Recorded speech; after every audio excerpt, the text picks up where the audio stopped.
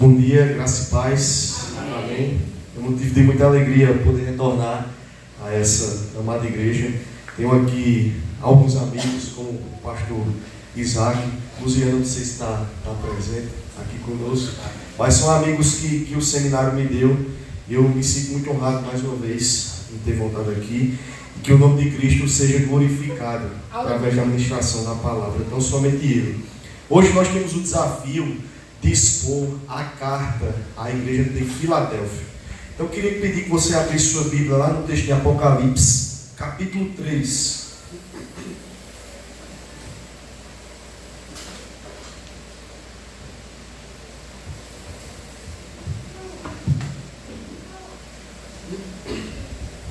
Apocalipse 3, nós vamos ler dos versículos 7 a 13.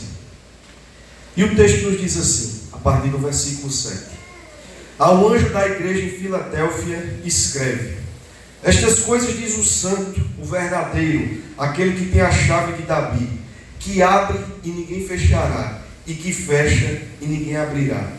Conheço as tuas obras, eis que tenho posto diante de ti uma porta aberta, a qual ninguém pode fechar. Que tens pouca força, entretanto guardaste a minha palavra e não negaste o meu nome. Eis, farei que alguns dos que são da sinagoga de Satanás, desses que a si mesmos se declaram judeus e não são, mas mentem, eis que os farei vir e prostrar-se aos teus pés e conhecer que eu te amei. Porque guardaste a palavra da minha perseverança, também eu te guardarei da hora da provação que há de vir sobre o mundo inteiro, para experimentar os que habitam sobre a terra. Venho sem demora, conserva o que tens, para que ninguém tome a tua coroa. Ao vencedor, falo-ei coluna no santuário do meu Deus, e daí jamais sairá. Gravarei também sobre ele o nome do meu Deus, o nome da cidade do meu Deus, a Nova Jerusalém, que desce do céu, vinda da parte do meu Deus, e o meu novo nome. Quem tem ouvidos, ouça o que o Espírito diz às igrejas. Eu sei que o amado irmão já orou por mim, mas eu gostaria de pedir gentilmente que você me concedesse mais um momento de oração. Santo Deus e Pai, graças te damos porque mais uma vez temos a oportunidade de escutar acerca dessas verdades que são eternas aos nossos corações e portanto preciosas por demais. Que teu Espírito Santo tão somente, mesmo diante das minhas limitações, possa falar à nossa mente e ao nosso coração, de tal forma que possa causar uma transformação diante de toda essa verdade que foi exposta e que continuará sendo exposta. E que através das nossas vidas, tão somente o teu nome possa ser objeto da glória. E que as nossas vidas possam vivificar um louvor vivo de tributo a ti que padeceu por nós na cruz.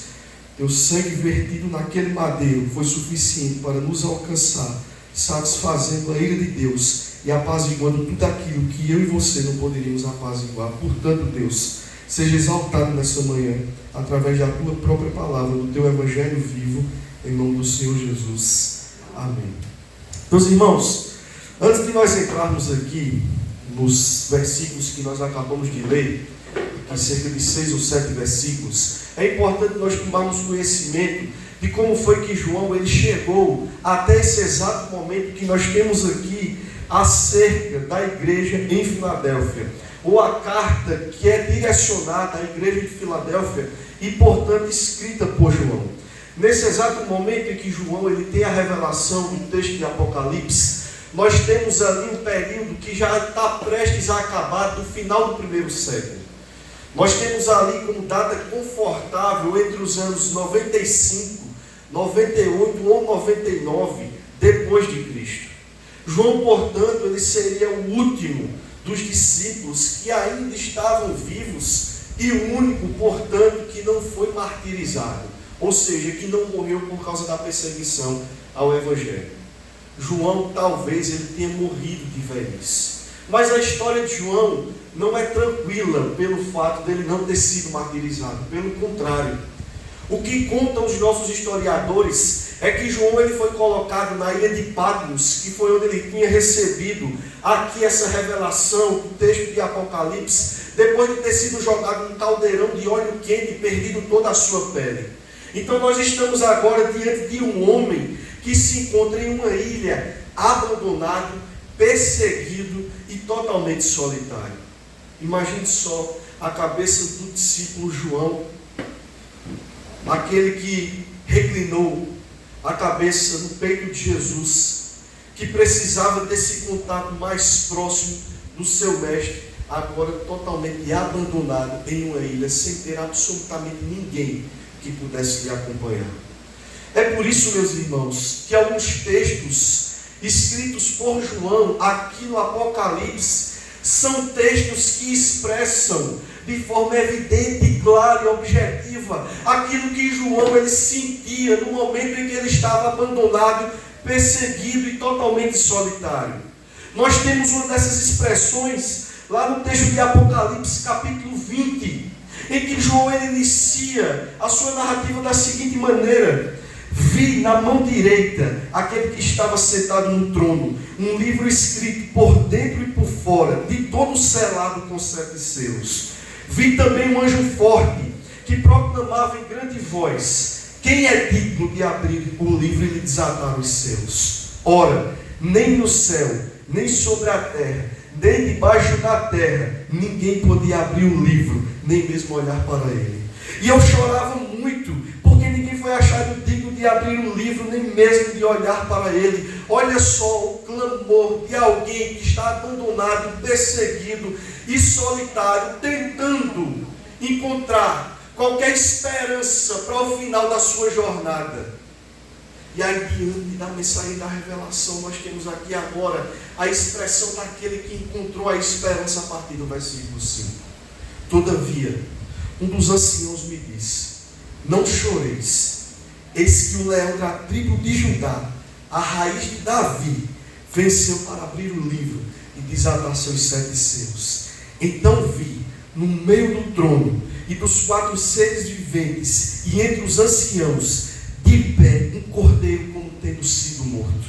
Ele tinha 7 chifres, bem como 7 olhos, que são os 7 Espíritos de Deus enviados por toda a terra.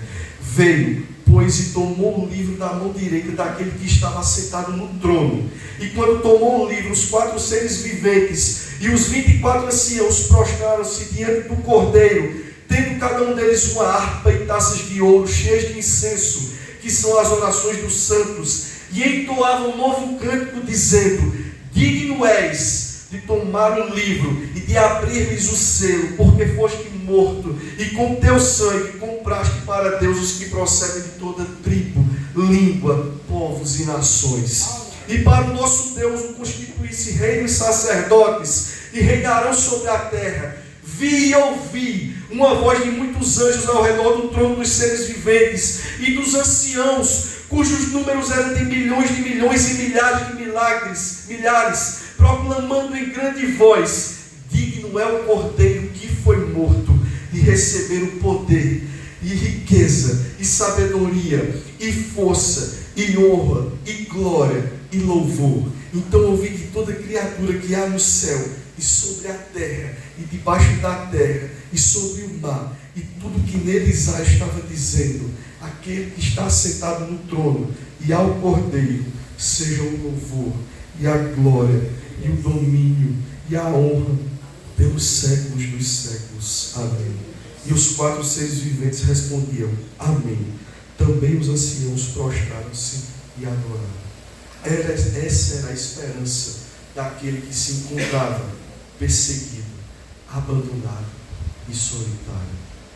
É por isso, meus irmãos, que vai nos dizer um teólogo, em uma das esculturas esculpidas que representam a imagem de João, fica lá na Dinamarca, que ao olhar para aquela imagem, nas palavras dele, nós enxergamos alguém que irradia serenidade celestial, olhando para o céu, com um bloco de papel diante dele, na sua mão uma pena de escrever, mas ela não toca o papel, de tal forma que ele não irá se aventurar a escrever uma palavra sequer, até que do céu lhe seja concedida. Aleluia. Essa é a vida daquele que nos escreve o texto de Apocalipse. Qual é o propósito, portanto, desse texto, meus irmãos? Esse texto foi escrito e direcionado a todos aqueles irmãos que estavam perseguidos dentro do contexto asiático. Todos já haviam morrido. Aquele que seria considerado o principal dos apóstolos, o apóstolo Paulo, que escreveu 50% de todo o Novo Testamento, já havia partido. O mestre já havia partido. Todos os outros discípulos já haviam partido, só restava João. O ambiente estava fértil, propício para uma perseguição em face da igreja, principalmente por parte dos judeus. O povo não tinha mais casa para habitar, porque eles precisavam deixar as suas moradias às pressas, para poder se esconder do imperador que queria matar o povo de Deus.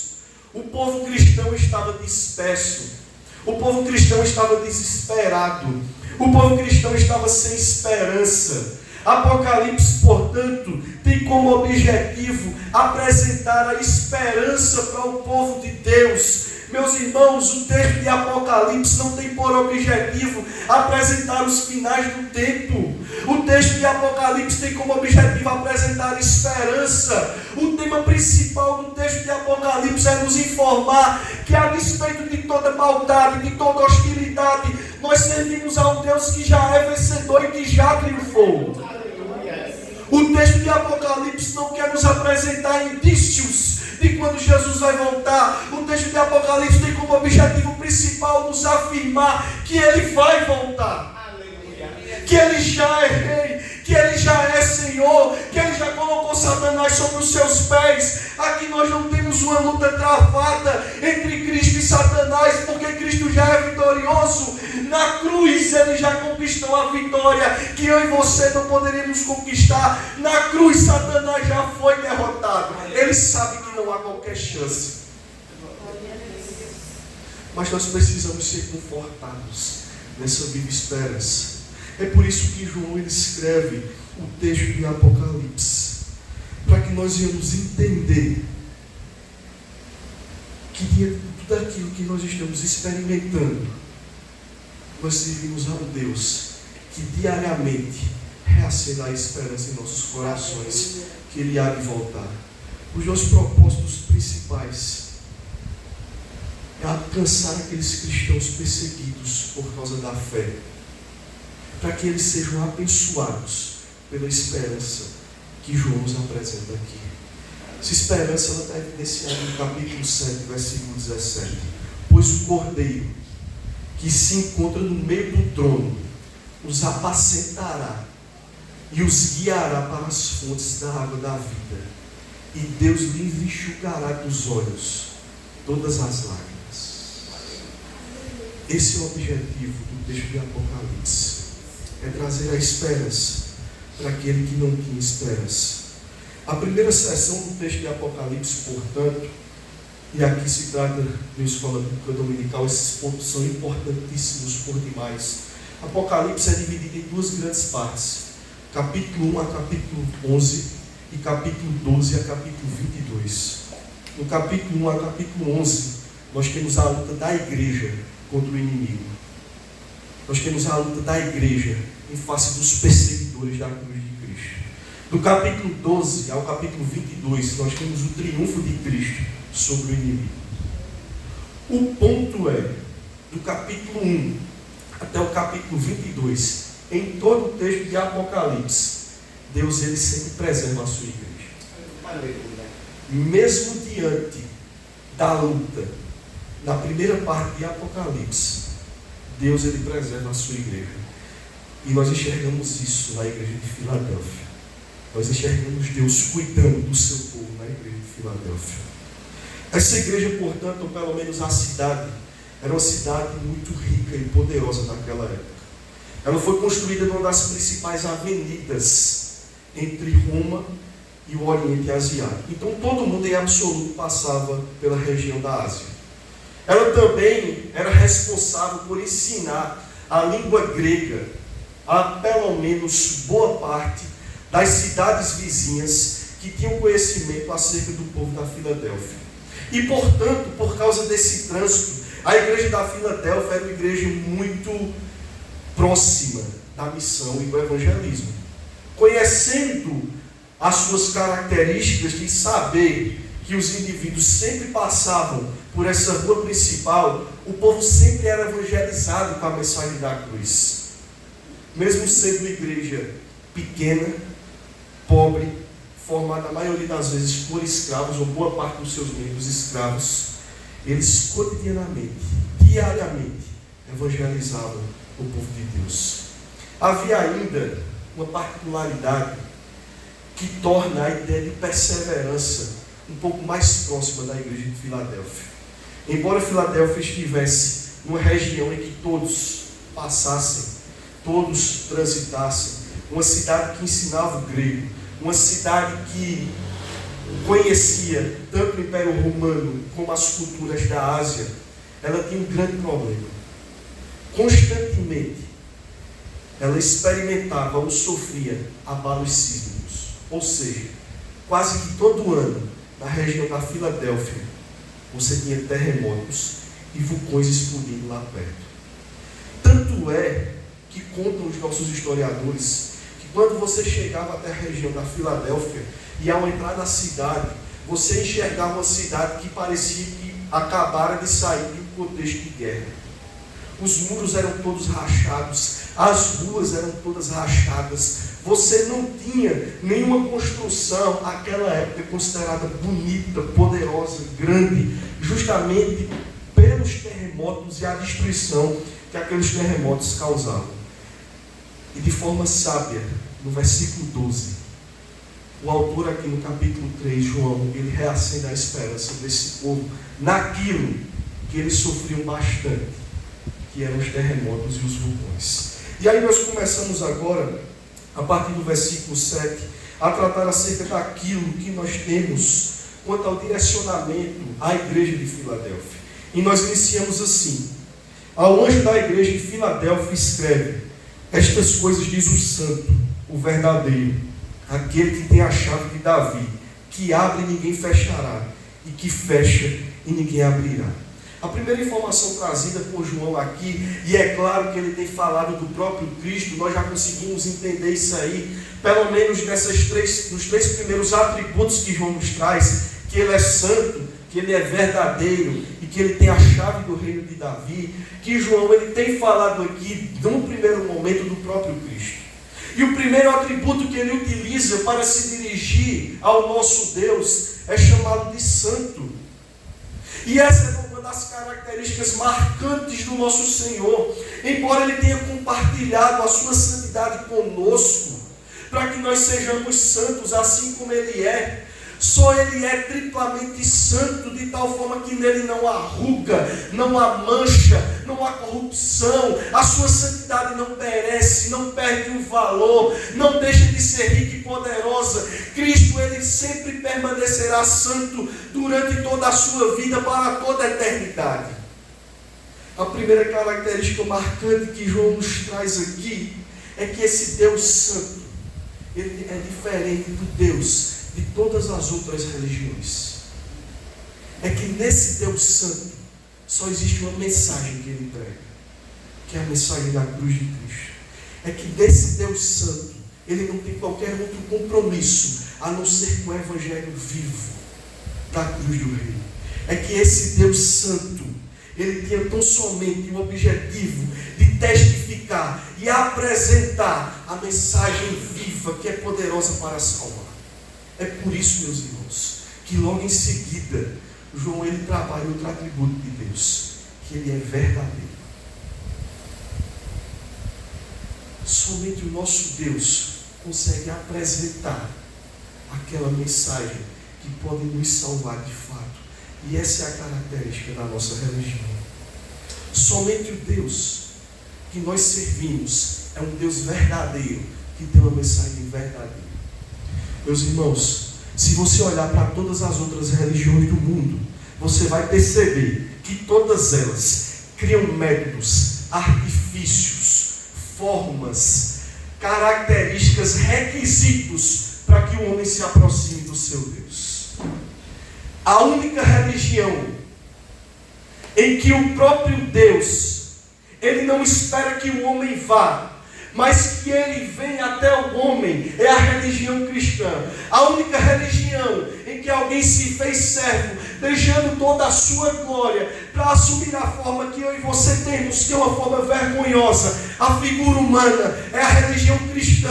Nós não precisamos de métodos, artifícios, requisitos. Nós servimos a um Deus que na cruz já pagou por aquilo que eu e você não poderíamos pagar, para que eu e você não precisássemos fazer absolutamente nada. A salvação não é obra humana, a salvação não é conquista sua, a salvação não foi garantida por causa da sua capacidade intelectual, por causa da forma como você se veste, pelo dinheiro que você tem na conta bancária, por quão bonito você fala, pelo lugar que você tem na sociedade. A salvação foi conquistada por causa do sangue vertido na cruz do Filho de Deus. É por isso que somente Ele recebe as características de ser santo e de ser verdadeiro. Nenhum outro recebe por atributo aquilo que somente o nosso Deus recebe. Não existe nenhum outro que pode lhe entregar aquilo que o nosso Deus já lhe entregou. Não existe nenhum outro que pode lhe garantir aquilo que nós já temos garantido pelo nosso Deus. Somente Ele é santo e somente Ele é verdadeiro. E essa informação ela é atestada na parte final do versículo 7. Porque Ele, que é santo e verdadeiro, detém a chave do reino de Davi, para que somente Ele abra e feche. Para que somente Ele feche e abra. No Antigo Testamento, durante o reinado de Davi, era comum que ele comissionasse alguns servos responsáveis por administrar os bens dentro do castelo. E esses servos, portanto, por fazerem a administração desses bens, como alguém que chega primeiro na igreja, por exemplo, e precisa colocar o púlpito no seu lugar, precisa colocar a câmara no seu lugar, precisa ajeitar as cadeiras, varrer, ligar os ventiladores, ele tem a responsabilidade de administrar aquilo que o rei lhe comissionou. Portanto, ele precisa ter as chaves do rei para poder fazer isso. Talvez ele seja o primeiro a chegar e o último a sair. Só que quando João ele nos traz essa informação aqui do versículo 7, ele nos diz que o objetivo aqui do autor não é informar que o nosso Cristo ele vai administrar bens físicos, materiais, os quais os nossos olhos podem enxergar. O objetivo não é esse. Mas o objetivo aqui é comprovar que diante da sua morte, ele detém a chave para administrar todas as igrejas que nós temos em nosso mundo. Meus irmãos, deixa eu lhe dizer algo. Por mais que essas autoridades aí fora se apresentem como poderosos e soberanos, nenhum deles tem poder sobre a igreja, porque a igreja é do nosso rei. Aleluia. Só quem tem a chave é o nosso Cristo. Só quem administra é o nosso Cristo. Não há qualquer igreja no nosso plano que pregue fielmente a palavra, que Deus não olhe para ela e diga: essa igreja é minha, quem administra sou eu sou o Senhor dessa igreja. Eu gosto muito da forma como o autor aos Hebreus trabalha o seu documento. O autor aos Hebreus tem só um objetivo, ali nos 13 capítulos: provar que Jesus é o Filho de Deus e que, portanto, nós podemos crer nele. E para trazer essas provas, ele traz alguns argumentos. E um desses argumentos é provar que Jesus Cristo, ele é um sumo sacerdote superior aos sumos sacerdotes no Antigo Testamento. Por quê? De forma bem rápida. Primeiro, o sumo sacerdote seria aquele responsável por uma vez ao ano entrar no Santo dos Santos para oferecer sacrifícios pelos seus pecados e pelos pecados do povo. Então, todo ano o sumo sacerdote precisava se aproximar do Santo dos Santos e imolar o cordeiro no propiciatório para poder pedir perdão pelos seus pecados e pelos pecados do povo. Cristo entrou tão somente uma vez no Santo dos Santos. Segunda característica: Cristo não precisou pedir perdão pelos seus próprios pecados, porque ele foi perfeito. Cristo pediu perdão pelos nossos pecados. Terceiro, Cristo não entrou no santuário feito por mãos humanas. Cristo entrou no santuário celestial. Enquanto todos estavam acostumados a ir até a próxima sala, Cristo rasgou os céus com a sua presença. É por isso, meus irmãos, que Ele detém as chaves da igreja. Porque nenhum outro fez aquilo que o nosso Deus conseguiu fazer. É por isso, meus irmãos, que nós olhamos para esse Cristo e chamamos de sumo sacerdote. Porque Ele cumpriu o plano e Ele é dono da igreja. Primeira grande aplicação aqui. Cristo é o dono da nossa igreja. É por isso, meus irmãos, que todas as vezes que nós olharmos para o texto que nos diz que as portas do inferno não prevalecem contra a igreja do Senhor, não é por causa da força do nosso braço, não é por causa da eloquência do nosso pastor, não é por causa da membresia que se assenta nessas cadeiras. É porque nós servimos ao Cristo, que é dono da igreja. É por isso que as portas do inferno não prevalecem contra ela. O interessante, meus irmãos, das cartas à igreja da Ásia, e por Filadélfia não é diferente, é que, embora seja dirigida a uma igreja específica, o objetivo de João era que ela fosse lida por absolutamente todas as pessoas. Então, as cartas à igreja da Ásia se aplicam às igrejas daquela época e às nossas igrejas no dia de hoje, sem problema nenhum. E aí nós seguimos agora no versículo 8. Conheço as tuas obras. Eis que tenho posto diante de ti uma porta aberta.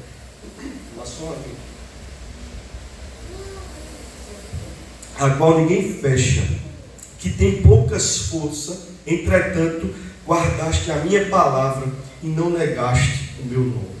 Essa primeira afirmação está diretamente ligada ao versículo anterior. A maior perseguição experimentada aqui pela igreja de Filadélfia era uma perseguição por parte daqueles que se diziam povo de Deus. Os judeus eram quem perseguia o próprio povo de Deus, na afirmação do seguinte: vocês são gentios, vocês não são descendentes do povo de Deus. Logo, se vocês não são descendentes, vocês precisam realizar 2 rituais para se tornarem povo de Deus. Primeiro, o batismo, conforme os ritos judaicos. Segundo, a circuncisão, que é o corte da pele em excesso do órgão genital masculino. Vocês precisam realizar esses 2 rituais para serem considerados judeus. Só que quando nós olhamos para o texto bíblico, principalmente a carta aos Gálatas, e tudo aquilo que o apóstolo Paulo nos ensina, em todos os outros documentos, nós conseguimos compreender que não precisamos absolutamente desses rituais. Porque o indivíduo não é salvo por causa do método que eu utilizo. Eu já disse isso para vocês no versículo anterior. O indivíduo é salvo por causa da justificação pela graça, mediante a fé. Ou seja, o que salva o homem é a cruz. O que salva o homem é o Filho de Deus. O que salva o homem é o Evangelho. Nós não precisamos de qualquer ritual. E aplicando aos nossos dias hoje, nós não precisamos de rosa ungida, caneta ungida, terno ungido, óculos ungido, carro ungido. Nós não precisamos nos ajoelhar por longas escadas e caminhar até picos altos pedindo perdão pelos nossos pecados. Meus irmãos, nós não precisamos comprar o nosso bilhete de passagem até o céu. Cristo já conquistou isso na cruz. Então os judeus, eles ficavam furiosos com essa mensagem de que o indivíduo ele só pode ser salvo por causa da graça. Como assim? Tão somente pela graça? E diante de todo esse contexto, ele começou a perseguir todo esse povo aqui. Cristo fez cair por terra, meus irmãos, esse argumento. Sua morte possibilitou a queda da barreira que havia entre judeus e gentios. E isso se aplica aos nossos dias hoje. Cristo é aquele que detém a chave da igreja. Portanto, Cristo é o responsável por aceitar ou negar, abrir ou fechar as portas de todos aqueles que entram na igreja. De tal forma que o Evangelho não encontra mais qualquer barreira. O Evangelho que é pregado de norte a sul pode salvar. O Evangelho salva o negro, salva o branco, salva o gordo, salva o magro, o pobre e o rico, o alto e o baixo, aquele que se assenta nas cadeiras mais poderosas, até aqueles que talvez não tenham o que comer quando voltarem para as suas casas. O Evangelho de Deus não encontra qualquer barreira para alcançar o indivíduo. Não há qualquer poço profundo que o amor de Deus não seja capaz de alcançar. Não existe qualquer pecador que o amor de Deus não possa ir lá e dizer: você é meu. Não existe para Deus causas insolucionáveis. Deus é a solução de todas essas causas. Você pode olhar aquele que deve ser considerado o pior dos pecadores, por ter cometido a pior das atrocidades, mas Deus ele tem poder suficiente para salvar essa pessoa. Há uma mulher da história da Reforma, já aqui no finalzinho do século XX, chamada Henriette Dunn, e ela escreve uma obra intitulada Refúgio Secreto. E essa mulher conta nessa obra, ela foi jogada nos campos de concentração no período do nazismo, e ela viveu dentro daquelas prisões em locais de muita neve. E essa mulher, ela todos os dias saía da sua cela, caminhava até as grades do campo de concentração, uma distância que eu acho que seria um pouco maior do que essa daqui até o portão, na neve, que não seria algo fácil. Chegava nas grades e colocava, estendia as mãos sobre os soldados que haviam matado toda a sua família e colocado ela naquela prisão. E todos os dias ela saía da sua cela, no frio atordoante, caminhava até as grades e orava pelos seus algozes. E certa feita, sua colega de cela olhou para ele e disse: mas como é que pode, indignada, você todos os dias caminhar num frio desse até as grades desse campo de concentração e orar por quem matou toda a sua família e lhe jogou aqui nessa cela? E a Henriette olhou para essa mulher e disse: porque eu creio que não há um poço tão profundo que o amor de Deus não possa alcançar. Meus irmãos, o Evangelho quebrou todas essas barreiras aqui. Somente o Evangelho de Deus pode fazer isso. Afinal de contas, eu e você estamos aqui. Eu e você estamos aqui. É por isso que a mensagem de salvação, ela precisa estar viva em nossos corações dia após dia. Porque se não fosse pelo Evangelho da cruz, você não é uma alma tão boa assim, que pudesse conquistar a salvação. Por mais que você seja moralmente boa, sempre faltava a alma. E foi a cruz que nos conquistou isso aí. E a cruz que nos sustenta, como tem sustentado essa igreja. Olha só o que é que João nos diz no finalzinho do versículo 8. Ele tem as chaves da porta que somente ele fecha e somente ele abre. E mesmo diante de pouca força, essa igreja permaneceu com a palavra em seu coração. Eu não sei se vocês já estudaram a igreja do versículo 1 até o versículo 6, a igreja de Sardes. Mas a igreja é totalmente diferente. Enquanto Filadélfia era pobre, Sardes era rica. Enquanto Filadélfia não tinha prestígio ou fama, Sardes tinha fama.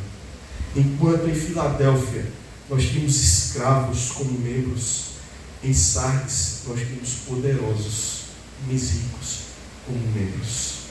Quem foi que guardou a palavra de Deus? Meus irmãos, prédios bonitos, púlpitos robustos, isso não define a igreja do Senhor. O que define a igreja do Senhor é quão disposta ela está em permanecer com a palavra guardada em seus corações. Por mais que ali sejam escravos, pobres, sem prestígio, sem fama, sem um lugarzinho na sociedade. E o ponto disso tudo é: o Deus que detém as chaves da igreja sustenta a igreja, sendo ela rica, sendo ela pobre.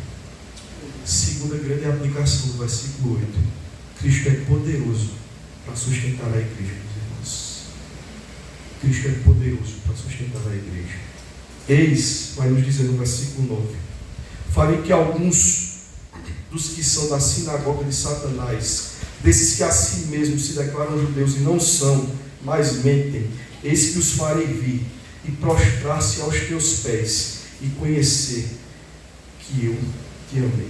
Os judeus insistentemente afirmavam que os gentios não poderiam fazer parte da igreja do povo de Deus, por causa daqueles fatores que eu já disse a vocês. Não eram descendentes, não haviam passado pela circuncisão, não haviam passado pelo batismo nos ritos judaicos, mas a sentença dada por Deus em relação a esses judeus era de que Deus iria castigá-los, cada um deles, um por um, pela perseguição inferida à nossa igreja. Meus irmãos, crente não é aquele que se batiza nos ritos judaicos, ou que realiza a circuncisão. Crente é aquele que crê na mensagem da cruz, como sendo aquela mensagem suficiente para a sua vida. É a mensagem que apaziguou a ira de Deus. É a mensagem que nos deu acesso novamente ao nosso Pai, que mudou a forma como o nosso Deus nos enxerga. Antes Ele nos enxergava como pessoas que mereciam ira, castigo, mas agora Ele nos enxerga como filhos que chamam para se assentar à mesa e cear as bodas do Cordeiro. Em Cristo, meus irmãos, nós teremos honra. E essa é a esperança aqui no versículo 9. Aqueles que perseguem a igreja, depois estarão diante dela com a seguinte afirmação: realmente o Senhor ama essa igreja. Meus irmãos, olhando para o contexto que nós estamos vivendo, nós estamos enxergando justamente isso aqui. Crentes que não podem ler a Bíblia, pautas sendo aprovadas que confrontam diretamente o Evangelho de Cristo, igrejas cedendo às ideologias mundanas, e o remanescente que tem permanecido firme tem servido de chacota, de escárnio, de desonra. Mas enquanto aquelas pessoas estão preocupadas em conquistar um lugar na sociedade, porque eles não conseguem enxergar além desse plano, o remanescente fiel, que é motivo de chacota, de desonra, vai ser honrado pelo próprio Deus no dia que Ele voltar. E todos aqueles que perseguem vão olhar para a igreja fiel, o remanescente, e dizer: realmente o Senhor os ama. Terceira aplicação, aqui no versículo 9. Cristo vai honrar a igreja diante daquele que os persegue. E aí nós continuamos nos versículos 10 e 11. Porque guardaste a minha palavra, da minha perseverança, também eu te guardarei da hora da provação que há de vir sobre o mundo inteiro, para experimentar os que habitam sobre a terra. Venho sem demora, conserva o que tens, para que ninguém tome a tua coroa. João, ele cita quase que de forma igual as palavras do apóstolo Paulo, escrevendo aos Coríntios, na segunda carta, no capítulo 4, versículos 7 a 10. Olha o que aqui Paulo vai nos dizer. Temos, porém, este tesouro em vasos de barro, para que a excelência do poder seja de Deus, e não de nós. Em tudo somos atribulados, porém não angustiados, perplexos, porém não desanimados, perseguidos, porém não desamparados, abatidos, porém não destruídos, levando sempre no corpo o morrer de Jesus, para que também a sua vida se manifeste em nosso corpo. O que João tem dito aqui nos versículos 10 e 11 são as mesmas palavras do apóstolo Paulo no capítulo 4, versículos 7 a 10. Nós somos os vasos de barro, mas mesmo sendo vasos de barro, Deus, Ele nos comissionou de uma grande responsabilidade. Que responsabilidade é essa? Ser portadores de um tesouro que é valioso por demais. Que tesouro é esse? O Evangelho vivo do nosso Deus. Enquanto o vaso de barro transportar o tesouro valioso, aquele que detém a chave da igreja vai cuidar do vaso de barro. Enquanto o vaso de barro permanecer fiel ao tesouro que lhe foi entregue, Deus, Ele vai preservar o vaso de barro para que ele nunca se quebre. Esse é o ponto trazido aqui por João nos versículos 10 e 11, a nossa perseverança está diretamente ligada à fidelidade que nós entregamos à palavra de Deus. A igreja persevera quando é fiel à palavra de Deus. A igreja continua caminhando enquanto for fiel à palavra de Deus. A igreja permanece fortalecida enquanto for fiel à palavra de Deus. Os crentes têm condições de olhar para a eternidade e saber que além das montanhas existe um castelo com o Rei poderoso nos esperando para nos receber. Enquanto nós permanecermos fiéis à palavra de Deus, a perseverança sempre vai estar vinculada à fidelidade que nós entregamos ao Evangelho vivo do nosso Rei. Enquanto esses vasos de barro permanecerem fiéis à palavra de Deus, Deus ele vai cuidar do vaso de barro. Não é uma jornada fácil. Às vezes nesse percurso nós nos desviamos, mas aquele que nos transportou do império das trevas para o reino do Filho do amor de Deus, em dado momento, vai nos trazer de volta. E a nossa vida, ela caminha justamente nesse ponto aí. Nós estávamos aqui no império das trevas e fomos transportados para o reino do Filho do amor de Deus. Satanás, pecado, desejos, ficou tudo ali. Ele tem como sair dali para nos buscar aqui. O que é que ele faz? Aí com as nossas próprias pernas nós fazemos o quê?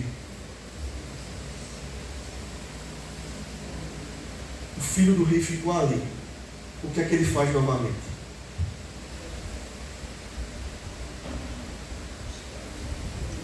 Sabe quantas vezes isso acontece no nosso dia? 1, 2, quem dá mais? 3, 10, 50. Até o dia que Cristo voltar, Ele sempre vai estar nos buscando e volta para habitar com Ele. Essa é uma verdade triunfante para aqueles que são pecadores como nós. A perseverança sempre está associada à fidelidade que nós entregamos à palavra de Deus. E a mensagem de esperança no versículo 11. Vem o que? Sem demora, meus irmãos.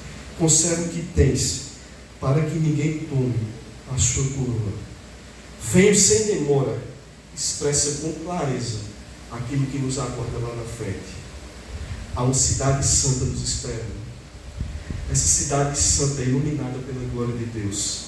A cidade santa é a esposa do Cordeiro. A cidade santa tem avenidas de ouro. A cidade santa tem águas claras como cristal. A cidade santa é repleta de jardim e árvores da vida. Na cidade santa está o Cordeiro de Deus. Grande aplicação dos irmãos dos versículos 10 e 11. Maranata, ora vem Senhor Jesus. Ele vem sem demora. E a gente precisa guardar a coroa. Nós precisamos perseverar. Assim como a igreja de Filadélfia perseverou. Versículo 12. Ao vencedor, far-lo-ei coluna no santuário do meu Deus, e daí jamais sairá. Gravarei também sobre ele o nome do meu Deus, o nome da cidade do meu Deus, a nova Jerusalém, que desce do céu, vida da parte do meu Deus, e o meu novo nome. Vocês lembram do que eu falei para vocês no início? Que embora a cidade estivesse situada num canto de fácil acesso, por ser uma das estradas principais, constantemente elas sofriam abalos sísmicos e que, portanto, as estruturas dos prédios daquelas cidades não eram tão boas assim. É difícil para uma cidade como essa perseverar, sabendo que constantemente um vulcão pode entrar em erupção, um terremoto pode abalar as estruturas da sociedade. Mas imagine só a importância que essa cidade deu ao versículo 12 do capítulo 3, ao escutar de João que a igreja de Filadélfia será pilar, coluna do santuário de Deus. Meus irmãos, talvez isso aqui soe como algo comum para mim e para você, que nunca experimentou um terremoto. Mas para alguém que sentiu um tremor desse aqui, sabe que será a coluna que não vai se abalar daquele que o salvou, tem uma conotação totalmente diferente. totalmente diferente. Esse povo agora escuta a importância tão contundente acerca de ser coluna e santuário do nosso Senhor. E o que talvez, dentro de uma primeira mão, nós não tenhamos conseguido perceber no versículo 12, é que esse povo será coluna e santuário de Deus, porque agora quem vai sustentá-los é a presença do próprio Deus. Quem vai guardar esse povo é o próprio Deus. Quem vai proteger esse povo é o próprio Deus. Quem vai guiar esse povo é o próprio Deus. Quem vai cuidar desse povo é o próprio Deus. Quem vai zelar por esse povo é o próprio Deus. É por isso que diante do retorno de Cristo, a coluna e baluarte não vai mais tremer e rachar a ponto de cair, mas vai permanecer firme, dura, ímpeta, com vigor, com rigidez, durante toda a eternidade agora. Habitaremos, a aplicação do versículo 12, eternamente no reino de Deus, sem quaisquer problemas. E aí João ele arremata agora no versículo 13, para nós finalizarmos. Quem tem ouvidos, ouça o que o Espírito diz às igrejas. O versículo 13 testifica que o objetivo de João não era escrever tão somente para uma igreja, mas escrever para todas as igrejas do mundo, desde aquela época até os nossos dias de hoje e os dias futuros, se Cristo não voltar. O final do texto de Apocalipse demonstra como deve ser nossa postura diante do retorno de Cristo e diante de um mundo hostil. Hendrickson, aquele mesmo que cita aquela imagem que eu trouxe para vocês da escultura de João, lá na Dinamarca, vai nos dizer agora que a imagem de João é totalmente diferente daquela primeira. Agora nós temos um João que está totalmente pleno, em êxtase, diante da verdade revelada. Sua alma se consome desse anseio. Ele olha para as nuvens de forma fixa e, numa expressão de amor, ele brada no último capítulo de Apocalipse, no último versículo: vem, Senhor Jesus. Essa deve ser a nossa expressão, meus irmãos, diante de um mundo que tenta o tempo todo nos estragar, olhar para os céus e dizer: vem, Senhor Jesus. Vem, Senhor Jesus. Que nós possamos, diante de toda essa aplicação que a igreja de Filadélfia nos traz, permanecer firmes e perseverantes na verdade da cruz, daquele que nos alcançou, que, portanto, diante desse alcance, nos salvou, nos chamou e nos conquistou para Ele. Me você curvar a sua cabeça para nós orarmos encerrando. Amém?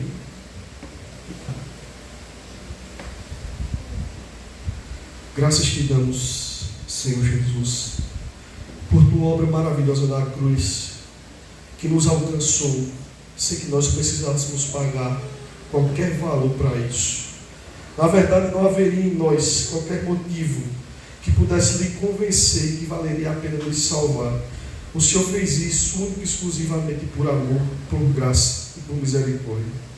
Diante dessa verdade eterna, Deus, nos ajuda a perseverar agora e a nos mantermos firmes em nossa caminhada cristã, em nossa jornada, na certeza de que o Senhor vem sem demora para buscar a sua igreja e nos levar para viver eternamente com o Senhor, num local onde não haverá mais choro, num local onde não haverá mais tristeza, num local onde não haverá mais sofrimento, mas apenas delícias perpétuas na presença daquele que é Rei sobre as nossas vidas. Continua cuidando da sua igreja, continua cuidando do seu povo. Tu és Deus fiel para cumprir aquilo que prometeu, e nada, absolutamente nada, pode frustrar essas promessas. E diante de tudo isso, nós exaltamos, louvamos, glorificamos o teu nome, em nome do Senhor Jesus. Amém.